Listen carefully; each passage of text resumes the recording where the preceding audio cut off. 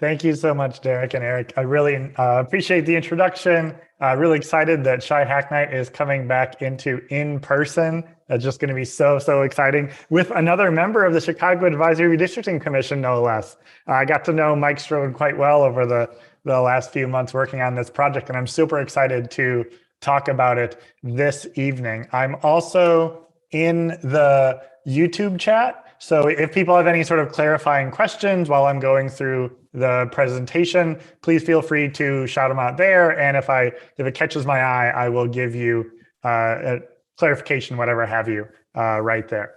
So feel free to ask whenever you can.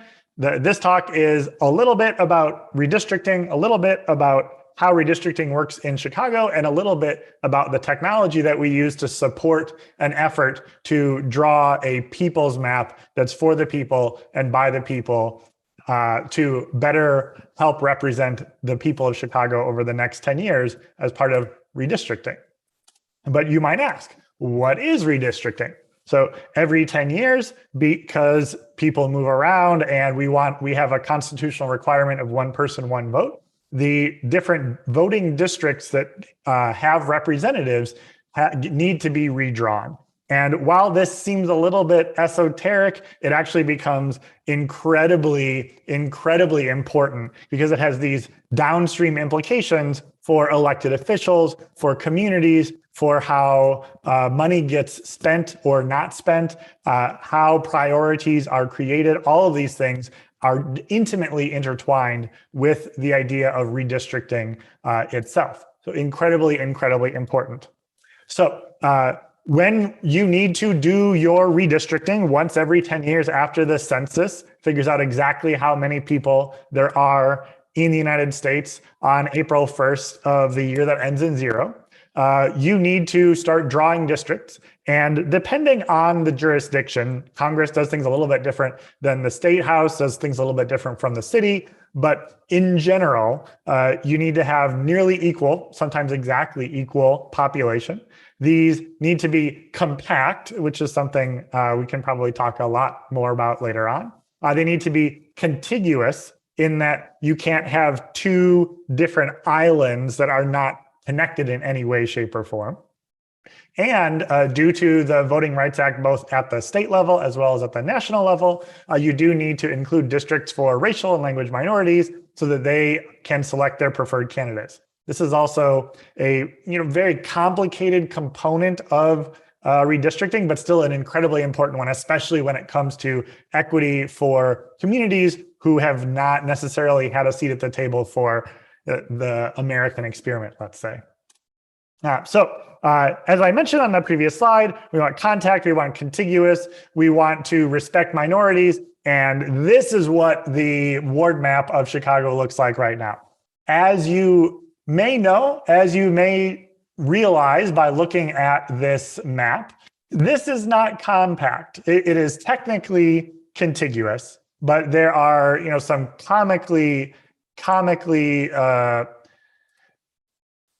awkward districts here. So we got this green one right here is the second ward. It very often gets compared to a lobster. And there's several other districts. The first ward is this yellow one here, and it has actually moved from downtown up into the northwest, near northwest side.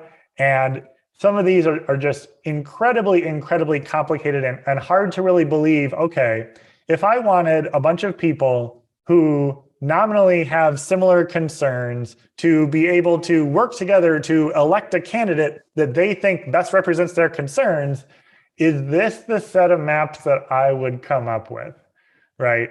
We got these snaky ones that go all the way along the border. We've got Space Invaders looking districts. We've got these long, narrow slivers that go into completely different communities. Just like, why? Why does this happen? And the answer here, really, the best way that I've come up with to communicate about why this is happening is that redistricting is kind of like drawing the rules or a field for a soccer game. The very first time you play it, you say, oh, it's fair, I don't know which side I'm going to be on. I'm not an incumbent. I'm not a challenger. I'm just going to have a flat surface. But when you get to choose the new rules of the game after having won the game the first time, then it's like, oh, well, I want this game to be fair, but it's really important that I get to represent my community because I really have the best interest of my community at heart. And obviously, I need to be the person who is drawing these maps. What eventually ends up happening in a city like Chicago, where redistricting is fundamentally a political process, where the 50 aldermen of the city need to pass an ordinance that dictates what the next 10 years of a ward map would look like. It's really hard to believe that somebody who really, really likes their job and likes their paycheck and likes the power and the clout that they get from it wouldn't take advantage of this opportunity to draw something that gives the incumbent even more of a tilted playing field. It's really hard to wonder. I'm not sure I can really trust these fine folks any further than I can throw them, because this really plays very, very strongly into the incumbent bias that already exists. When someone is in office, they've already got a record of what they've done. They have connections. They have power. They already have a very significant bias towards them in electoral politics. And if you start drawing these maps in this way, it gets even worse. And so I will continue to go over all of the reasons that the way that we do redistricting in Chicago are absolutely terrible, right? When we have these contorted maps, newcomers with new ideas face an even steeper incumbent advantage. Besides that, individual communities are very, very often split between several wards. There's a few, very big stories here. I think two of the biggest ones that I think are really, really important to bring forward are that Inglewood is split between 5 or 6 different wards, depending on how you're defining it. Even though in terms of the population of the Inglewood and West Inglewood community areas, they are big enough to have exactly one district. That is the entirety of Inglewood that would allow cohesive development, but it is split among several different wards. This makes things very, very hard for one community to have its voice heard, because they can't elect a representative that actually knows about and will prioritize their needs. If you flip this around, not only are we putting one community in several different wards, we take one ward and split it among several different communities. And this also leads to really, really bad situations for everybody involved in this, except, the people that already have the power, right? If I have a ward that's 65% community A and 35% community B, and those two different communities have don't have the same interests, don't have the same desires, there's probably going to be a winner and a loser. There's probably going to be several people. And over the course of my work with the Advisory Districting Commission, I've heard so many people say, this alderman really, really prefers this group of people over here. They're their voters, they're their donors, that they get their garbage their garbage gets cleaned and their streets get swept and all that stuff. And we can't even get our sidewalks fixed. We can't even get our street lights fixed, things like that. We've heard so often that this winners and losers type situation leads to unfairness in the way our government works. And it really leads to a lot of people just not really feeling invested in the process. They think, oh, well, I don't think I'm going to have my vote counted. Nobody cares about me. The fix is in. It's all rigged anyway, these bunch of scummy politicians. And then all of a sudden it's a self-fulfilling prophecy where, one out of, 5 people is actually voting in municipal elections, which makes it even easier for incumbents to be reelected. So bad, horrible, no good, very bad thing. The way that we do redistricting in Chicago, kind of our question next to, is all hope lost? Obviously I've got, 25 minutes left in my presentation. So no, all hope is absolutely not lost. There is one weird trick of the Illinois state statutes that empowers any 10 alders of the 50 that we have in the city to submit an alternate ward map to the city clerk. And if they do this with a few other restrictions, this will actually trigger a public referendum where we, as the voters of the city of Chicago, get to say, do we want the map that city council passed?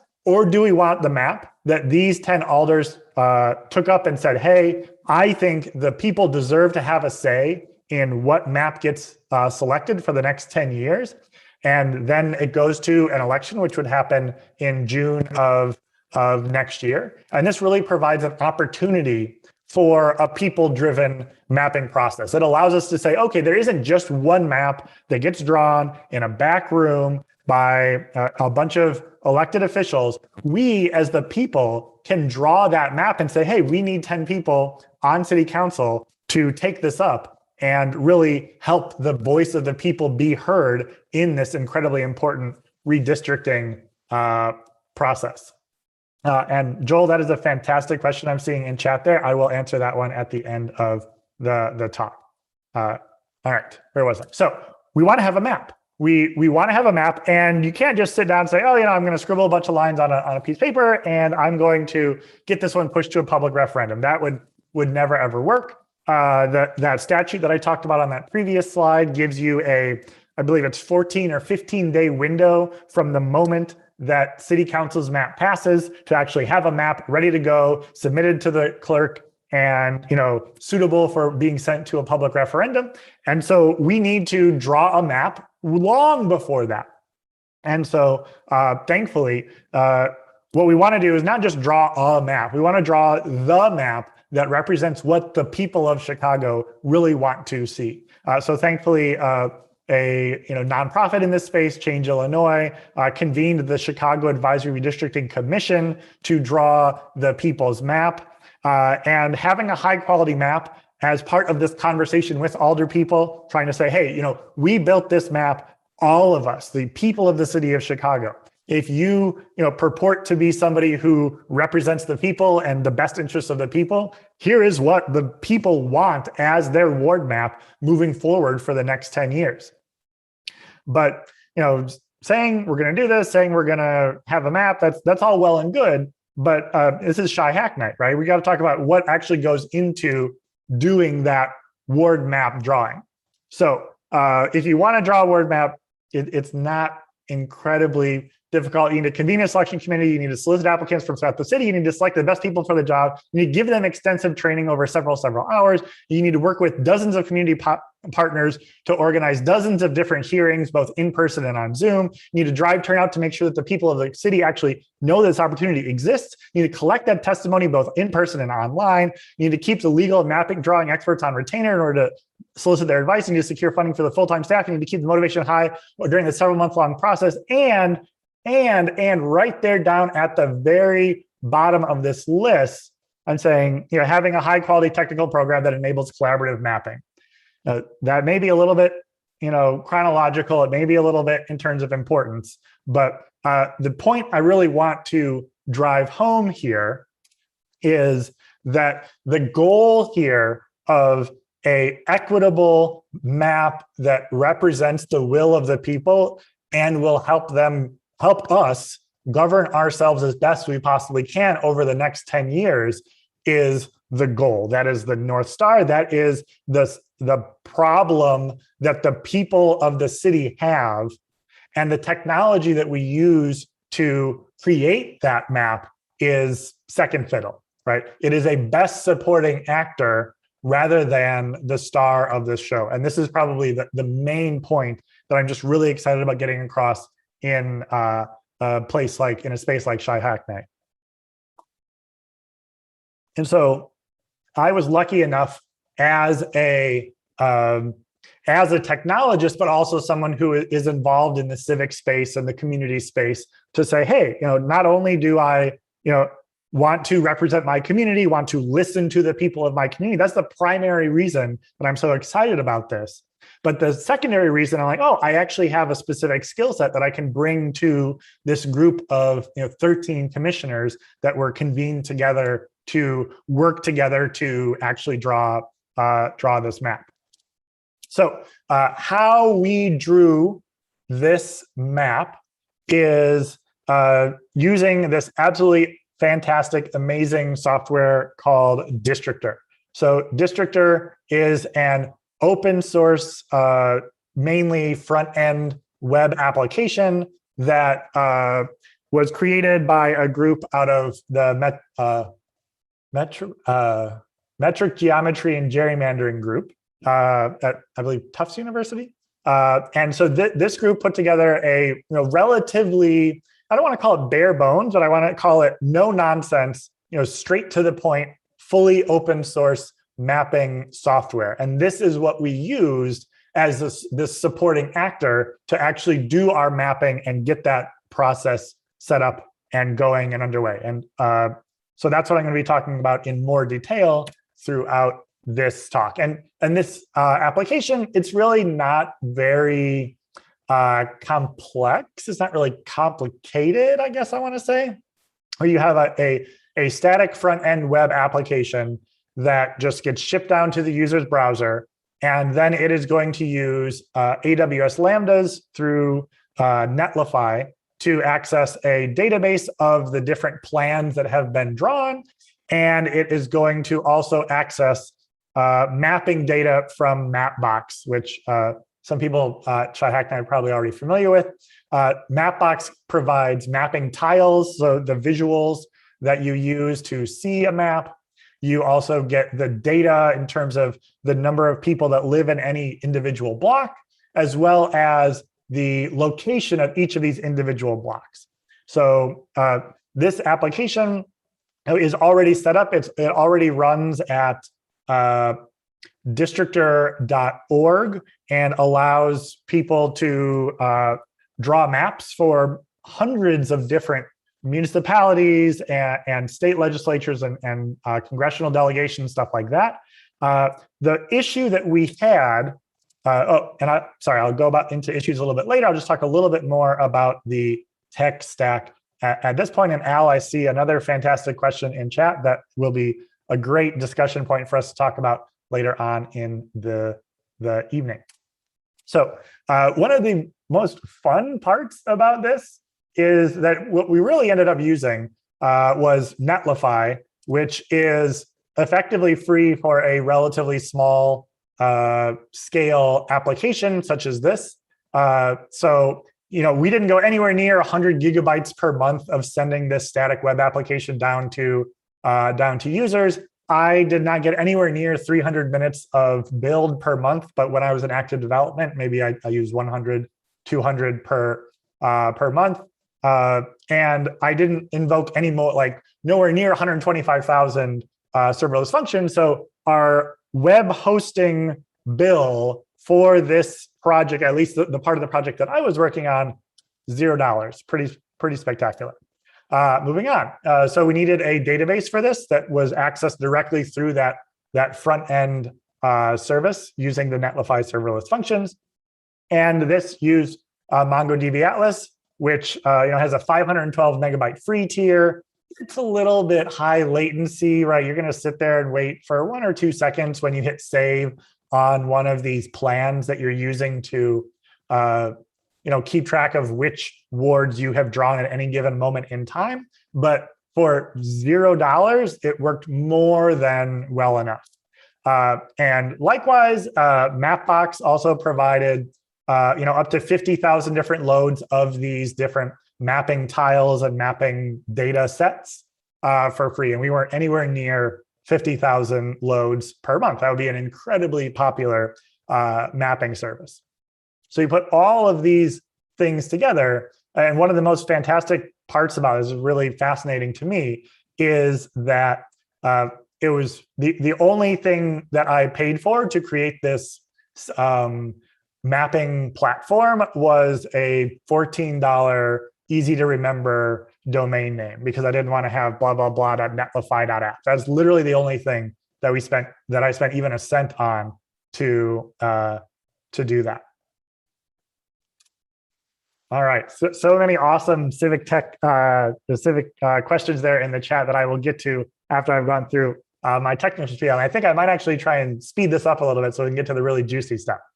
Okay, so the main Districtor application is very, very useful, and it works well, and they are constantly updating it with new data and new features, all that great stuff. It is a very, very good application. However, it was not particularly perfectly suited to the needs that we really had as a redistricting commission. So let's go to Districtor. So the main Districtor application will allow you to draw wards out of precincts, out of pre-existing. Another great question from Joel there in the chat. I don't think I would have done anything differently had I had an infinite budget, except hire people to do it so I wouldn't have to do it myself, and maybe add a little bit of extra data to it. So this is the ward map drawing. So let's go to where Shy Hacknight usually is, down here downtown. So if I wanted to start drawing a ward map in regular Districtor, what I'm using here are these precincts. And so the precincts of the wards of the city of Chicago are themselves, as you can see, very, they're not gerrymandered, but they're irregularly shaped, right? And the first really big speed bump that we really had as a commission was that when we were trying to define what is someone's community, or what is the boundary of what somebody considers their neighborhood, these lines do not map onto what people think. People don't think in terms of precincts. They think in terms of streets, they think in terms of blocks, they think in terms of rivers and coastlines and train tracks and all that stuff. But unfortunately, the Districtor software doesn't have those lines built into it. However, we are so incredibly lucky that the Districtor app is this very incredibly well documented, incredibly well written, clean JavaScript front-end JavaScript code, as well as the backend that would process the raw data and turn it into the data that gets added to Mapbox, which is being used within this interface. And so probably one of the biggest things we did was, instead of using the precincts, we were instead able to use block level data. And so rather than using election precincts, we can start using city level census blocks, which themselves are not perfectly regular, right? Some of these are, one block, some of them are a block without an alley, some of them are a block like with the alley. But going from using precincts with all of their jagged little confusing edges to going to using actual raw blocks was just a huge productivity boon for us, because it was easier to listen to somebody describe their community and draw it in on this interface. But more so than that, it was easier, it was faster, but it was also higher quality. Like, we could take somebody's personal idea of what defines their community and do a much more accurate job of defining that exactly in our ward maps. And that was incredibly, incredibly useful. So there's a handful of other things that we did, but that was probably one of the biggest changes. And that was very, very easy to do. I want to say this was, 20 to 40 hours worth of getting my head wrapped around the code, figuring out what I need to do, cleaning the data and getting it ready to go, and getting it uploaded to Mapbox. We're using a much more complicated set of units here than we would otherwise be using with precincts. And so that was definitely one of the hard parts here. So this is pushing Mapbox and Districtor to its edge of its usefulness, because we are using, these are probably thousands of different blocks, but the app still keeps up and doesn't really break a sweat too much, which was very, very impressive there. Great coding on their part. I cannot say enough good things about the Districtor team. So getting the data from community members, this, let's go back to this slide. So what we did, we collected testimony in person via Zoom on virtual meetings and via web submission. So anybody could go to chicagoswards.org and submit a form saying, oh, here's what I describe as my community, just in free text. They could submit a form saying, hey, I want to talk to the commission and they can ask me questions and go back and forth, and the commissioners can draw that map with me. They could do that in person. They could do that by signing up to do so via Zoom, or they could do that via just sending in either a map or a free text description of what they want, or any sort of picture they wanted to upload. And we got quite a bit of that. All right. Yeah, so the granularity of the data was really incredibly important, incredibly helpful in this situation where we were able to use better data both before the census data came out, as well as getting the census data loaded into the app within literally minutes of it coming out. It might have been like 2-3 hours or so. We had the census data loaded into our application for literally anybody in the city or in the world to draw a Chicago ward map using the accurate, fully high definition census numbers for the population of the city of Chicago. So that timeliness was super, super helpful, and the granularity was also very, very useful for drawing a high quality ward map. Let's see, what else do we have here? We had these overlays. So if we, so one of the other big things that I ended up doing was repurposing the software, the functionality that already existed in the Districtor software to make certain things easier for us in Chicago specifically. So Districtor already had a way to show school districts, Senate and congressional districts, and previous districts. And so I was like, well, we don't really need to know about the previous ward maps. We don't really need to know about the state rep or the Senate maps, but all they are lines. And so rather that, I just repurposed the Senate feature to draw the police districts. And so we could actually get our different police districts and police sectors. So I live down here in the 9th district. So you got these dark red gives you a police district. So, if you were going to say draw a equitable map for the ECPS board, this would be a fantastic way for you to try and figure out how to do it. You see what these are. And if you're drawing a ward map that, is aligned to other districts, is aligned to what people consider their community, is aligned to where the grammar school attendance boundaries are, you can do that using these features. I didn't write new code for this. I took the code that already existed to, in some cases, do exactly this, but in some cases to do things that are specifically relevant to Chicago, right? Like showing community areas, and just repurposed it. It was easy to read. It was open source. It was well documented. We just said, oh, that feature will probably be interesting. That'll be a useful way for us to better understand this. And of these additional boundaries, the one that was probably most useful was this community area list. But I can tell a story about how when we were working with the folks in West Ridge, there were some really, really great conversations about this Clinton grammar school district and how it was really important to keep that as much as possible in one ward. And we didn't have to ask somebody, oh, do you remember what exactly the boundaries are? You can just show them. What else did we have? So really quick whirlwind tour. When you are working over months and months of drawing 50 different wards of the city, and each one just is defined by a color, and some of these are like very, very similar shades of green, and you're like, oh, hey, I was working on this district.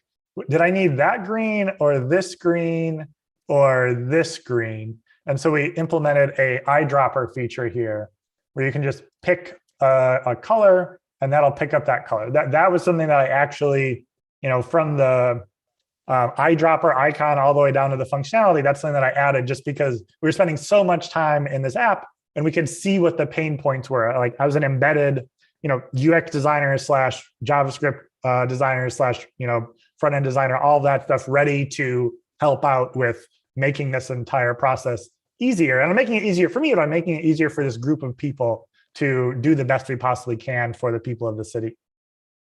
What else did we have? We had the population requirements. So within Chicago, the law that we have specifically is that you need to be within 5% of exactly the correct number. And so with a little bit of conditional CSS, we have a number here that is red because it's still too few people, still too few people. And then it goes black over here. This is the total population of that ward. And so as long as it's within that band of plus or minus 5%, it's not red. But as soon as it goes above that or below that, it goes red. So you know, hey, this is not a legal ward map. That made it very easy for us to keep on trucking and moving through this process without getting caught up in, oh my gosh, how do you define exactly where plus or minus 5% is? Just a really quick hint right there. We also have a landing page that I just packed up the landing page that was already there. This allowed people to submit things to a public gallery. This is just already in the Districtor source code. I was like, oh, that looks like a nice thing to use. I just added it and put it in there. So everything here is totally kludgy. This is not code. This is research quality code, as we like to call it in academia. It's not really something that I would want to reuse, but the important part here is really having something that was rapidly iterable, that was suitable for our purpose, that worked for our job and got our job done. That's really where we ended up, which was super awesome. So let's see, I am getting close to time here. So I'll just really quickly go through some of these. So the VC subsidized freemium business models that we all know and love on the web are fantastic for these $0 bootstrappings of real stuff. When you combine that with a community-based public service like the Districtor source code, it's just absolutely amazing. I cannot say enough for that particular cocktail of, capitalism and, open source beneficence. And more so than any of this stuff, right? What we did here, what I'm talking about here is a very, very small part that I did not expose much. I was like, hey, I'm going to help. I'm going to do this thing. This was a very, very small chunk of the vast majority of the work that was done by these 13 people, including the numerous staff members and community partners. This is just one small supporting role within making that machinery work a little bit better. So now to bring this all the way back around, we came up with our people's map. We had those over 400 applicants. We had 13 people. We had 31 public live streamed and recorded meetings. Everything was done out in the open. Every line that got drawn was drawn on a live stream that is recorded. You can go visit chicagoswards.org and check them out. All of this, and then my source code, of course, too, is open source. It's all there. Anybody can take a look at it. Anybody can evaluate that. We prioritized keeping communities together. We prioritized racial equity. We prioritized adhering to our voting rights laws. But we did that much more, I want to say, holistically than the maps that I see coming out of City Council at this point in time. Our maps are drawn to allow racial equity. One of the biggest and most important parts to that is that we have a majority Asian ward, the first ever majority Asian ward in the history of the city of Chicago. Because even though people that are partially or fully Asian are only are 8% of the city. If we have 50 wards, then and we had perfectly proportional representation, you would expect that there'd be 4 Asian wards / Asian representatives, but we have 0. Right? We have 0 Asian wards since Amaya Pawar stepped down. We have 0 Asian American alderpeople, and that's not equitable in the slightest. So we have that first Asian American ward. We put the entirety of Inglewood in 1 ward instead of 6. We put the entirety of Portage Park in 1 ward instead of, I believe it's 4 in the current map, and I believe also the Latino Caucus map cuts Portage Park up quite a bit. But we really were able to draw a map that reflects what people of the city have given us in hundreds and hundreds of different testimonies, and really were able to embody that and draw a map by the people for the people that just needs 10 people on city council to recognize that and allow us as the citizens of Chicago to vote on what we think should be the way we represent ourselves over the course of the next 10 years. Why are we even trying this, right? Incumbent drawn maps, as I said earlier, they disenfranchise communities. They make it easier for incumbents to get reelected. It leaves out the voice of the people. I know of exactly 1 out of 50 alderpeople that is doing anything in public to actually listen to their constituents and have their voice heard over the course of this mapping process. And that's nowhere near what our process was. And what we really want is to say, if you're happy with the status quo in Chicago, by all means support a map that that 41 out of 50 incumbents all endorse and say, yeah, this is what I want for the next 10 years of the city and the city government. But if you think the city government could stand to have fresh new ideas coming in and challenging the powers that be in the status quo, then the people's map is the right way to go. So the ask that I have of all of you listening and watching this talk is definitely to tell your friends, tell your neighbors, call your alderperson, make sure that they know that you want a people's map to be the way that we move forward for the next 10 years in the city of Chicago. This will be better for us, but it does not happen unless we can convince 10 alderpeople that we demand it, that this is something that we will remember come 2023 elections when they're saying, oh, I support the voice of the people. It's like, well, did you support the voice of the people when it came to redistricting, or did you just kind of support the voice of the incumbents that are trying to make their own job easier, right? This is where we really want to get people involved and get ready to do what is just crazy enough to work and have a new ward map drawn by the people and for the people that actually helps us elect the best people for the job in city government.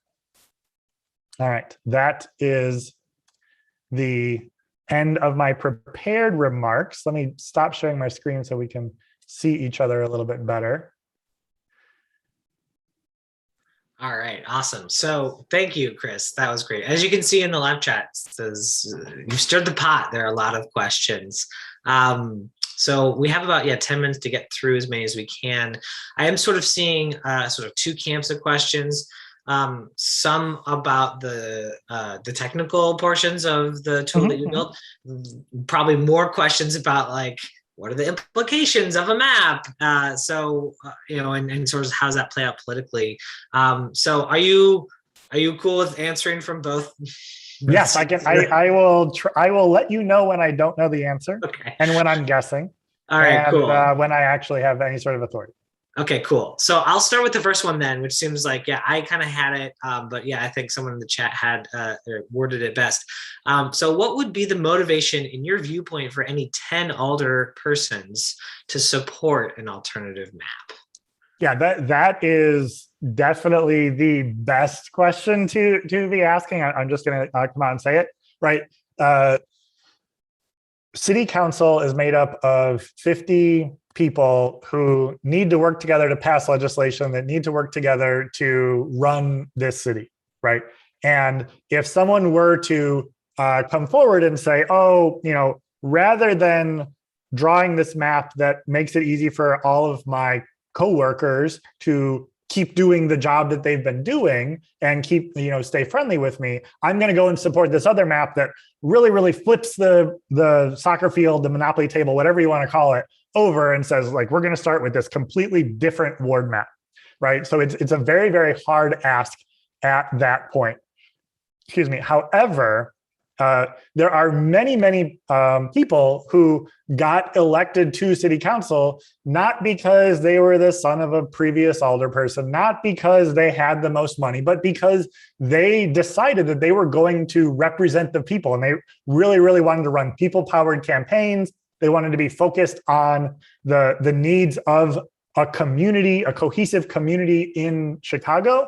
And there are wards, up on the far north side that have been very, very stable over the last 50, 60, 70 years. Like they just haven't changed. They're relatively stable. People know what ward they live in. They have a cohesive community. And I have that because I live in the 11th ward, which has historically been a very cohesive community, in part because it allowed, the Daley family to maintain their power. There's no question about that. But there are so many other communities in Chicago that get the short end of the stick because they get divvied up into a dozen different wards or 5, 6 different wards, whatever have you. And if somebody wants to say, I do represent the people, I do want fresh voices in city council, I do want these communities which have been disinvested, that have a hard time to begin with gun violence, with economic development, with education, with all these things. I want them to have just a little bit of a more likelihood of success of turning the ship around and building a better, Chicago for their communities. If there are 10 people that believe in that believe that is more important than scratching the back of the other incumbents, then that's what we would want. This is really where what I mentioned at the very end of the talk comes in, that they aren't going to do it unless we demand it. If 10 people show up, if 100 people show up, if 1,000 people call an alderman and say, look, I'm not voting for you if you support the backroom deal map.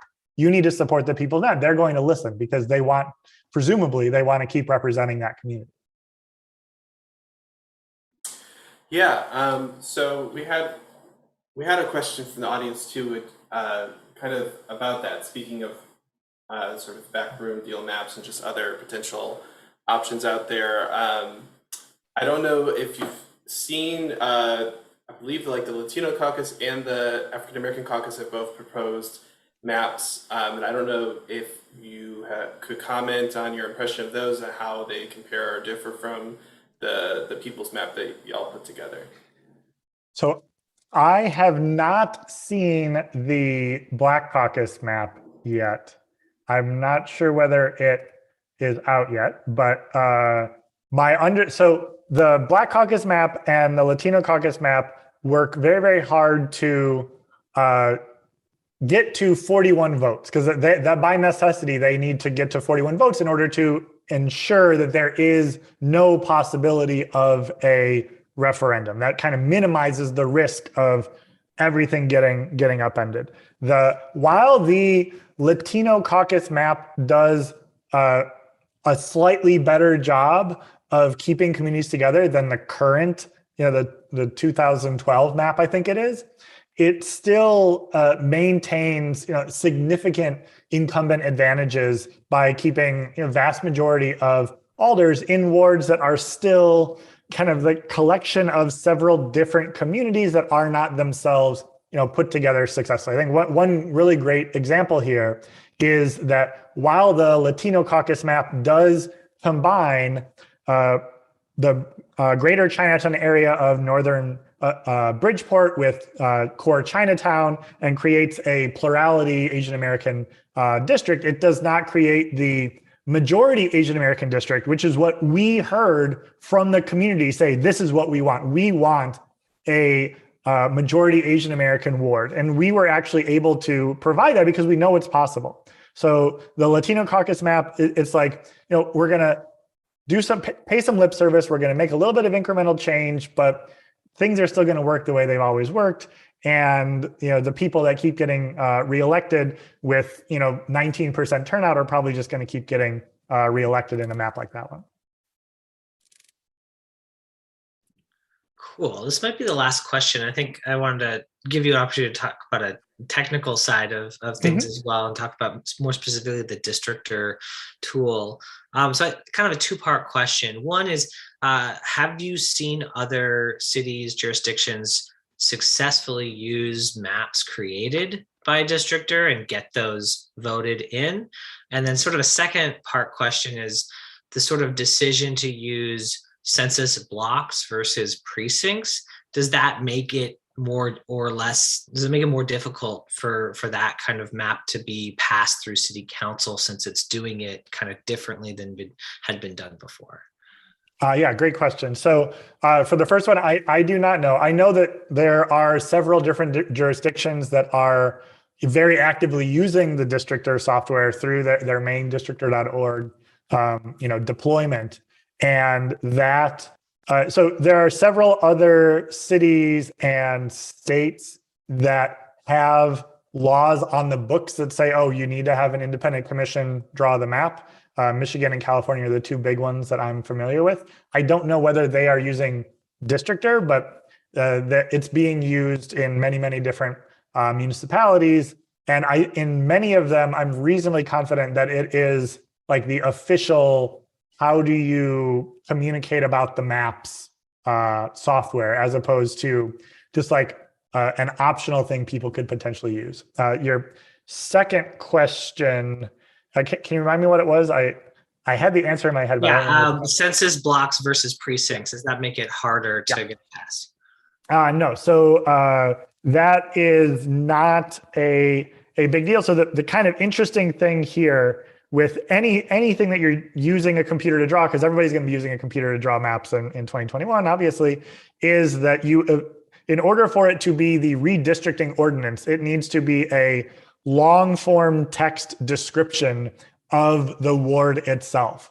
So you'd have something like starting from the northeast corner of the intersection of South Halsted Avenue and the Chicago River, go southwest along the Chicago River, and like et cetera, all the way around to the alley behind 1450 West blah blah, right? That 40-page document is what needs to go in there, and translating that is just an exercise in concentration and stick-to-itiveness.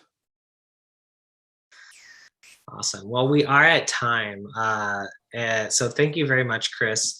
Are you actually able to stick around and go to I'm very, very happy to continue answering questions on the That's great. Shy Hack Night Zoom for a little while. So happy to jump over there. That would be awesome, because there are many questions we did not get to, and I think a lot of folks would love to chat with you for a bit after that. So for folks who want to continue on, you can do that. We'll drop a link into the live chat for joining the Zoom call that will be starting right about now, and Chris will be joining us there. So for everyone else who's not joining, thanks again for watching. Thank you again, Chris, for your presentation and bringing your energy to Shy Hack Night on a Tuesday night in November. I think anything else to say, Eric? Yeah, there's at least one more thing I think of to say. Oh, it's our catchphrase? We must go forth and hack. And hack! It'd be interesting to talk about some of the changes you made to the tool. And I know you said they were only academic quality, but perhaps that might be a good breakout group to try to contribute them back to the original project. Yeah. Right on. So thanks everyone for watching on YouTube, and we'll see you next time.